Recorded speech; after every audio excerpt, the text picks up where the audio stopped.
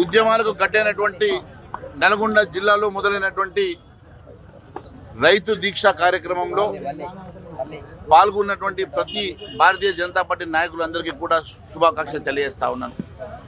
ఈరోజు ఇక్కడ మొదలైనటువంటి ఈ ఉద్యమం ఖచ్చితంగా ఈ ప్రభుత్వానికి వ్యతిరేకంగా రాష్ట్ర వ్యాప్తంగా ముందుకు తీసుకెళ్తాం.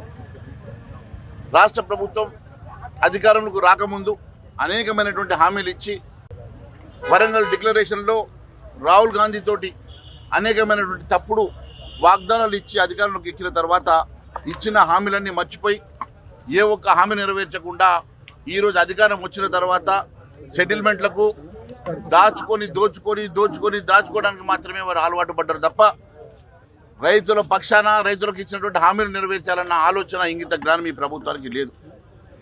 నేను అనేక సార్లు చెప్పిన ఇచ్చిన హామీలు నెరవేర్చే సత్తా లేదు, కానీ రైతు పండించినటువంటి ధాన్యం దోచుకోవడానికి మాత్రం వీరు సిద్ధంగా ఉన్నారు.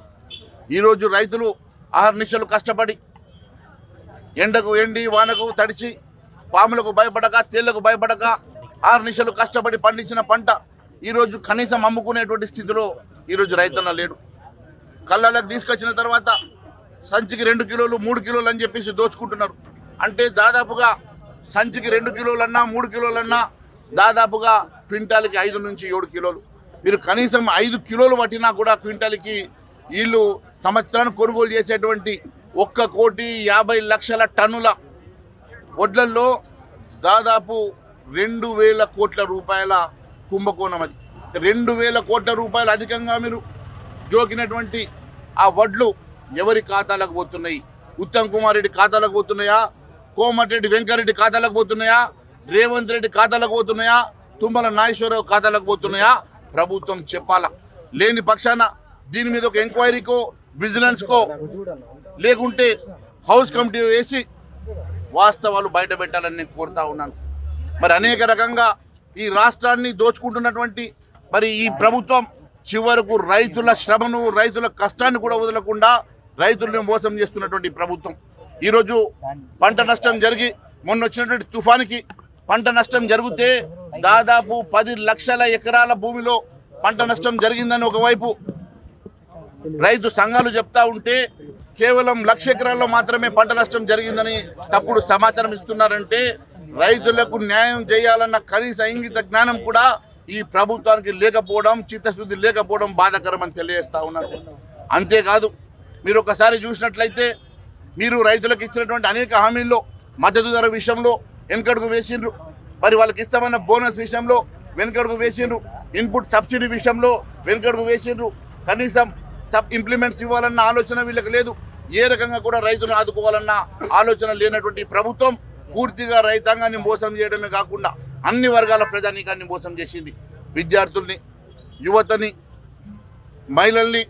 మహిళలకు ఇస్తామన్న 2,500 ప్రతి నెల ఇస్తామని మోసం చేసిండ్రు. వృద్ధులకు ఇస్తామన్న 2,000 పెన్షన్ 4,000 చేస్తామని చెప్పి మోసం చేసిండ్రు. చిన్నపిల్లలకు స్కూటీలకు మరి అమ్మాయిలకు స్కూటీలు ఇస్తామని చెప్పి విద్యార్థులకు ఇస్తామని చెప్పి మోసం చేసిండ్రు.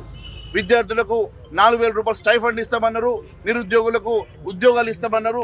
అన్ని రకాలుగా మోసం చేసిన ఈ ప్రభుత్వం ఈరోజు కనీసం ఒక్క క్షణం కూడా ప్రభుత్వంలో అధికారం నుండి అధికారం ఈ ప్రభుత్వానికి లేదు అని చెప్పి తెలియజేస్తా ఉన్నాం.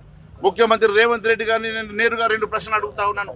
రేవంత్ రెడ్డి, నీకు చిత్తశుద్ధి ఉంటే నీవు డిఫెక్ట్ చేయించినటువంటి 10 మంది ఎమ్మెల్యేలని వెంటనే రాజీనామా చేయించి ఎన్నికలకు రావాలని కోరుతా ఉన్నాను. అంతేకాదు మీరు అన్నట్లుగా 42% రిజర్వేషన్ ఇంప్లిమెంట్ చేసి వెంటనే మీరు లోకల్ బాడీ ఎన్నికలకు రావాలని కోరుతా ఉన్నాను. ఒక్క ఎన్నికకు జూబ్లీస్లో ఒక ఎన్నిక చేయడానికే ముఖ్యమంత్రిగా ఏ ఒక్క ముఖ్యమంత్రి గతంలో బై ఎలక్షన్లో క్యాంపెయిన్ చేసిన దాఖలాలు లేవు. కానీ ఈ ముఖ్యమంత్రి మాత్రం 10 రోజుల పాటు ఇల్లు తిరిగే దుస్థితి ఏర్పడ్డది. అధికారాన్ని దుర్వినియోగం చేసేటువంటి దుస్థితి ఏర్పడ్డది. డబ్బు సంచులతోటి ఈరోజు అనేకమైన శ్రమ పడితే కేవలం 20,000 మెజార్టీతో మాత్రమే గెలిచిండు. అందుకే ఈరోజు డిఫెక్ట్ అయిన ఎమ్మెల్యేలను రాజీనామా చేయించే దమ్ము లేదు, లోకల్ బాడీ ఎన్నికలకు వెళ్ళే దమ్ము లేదు.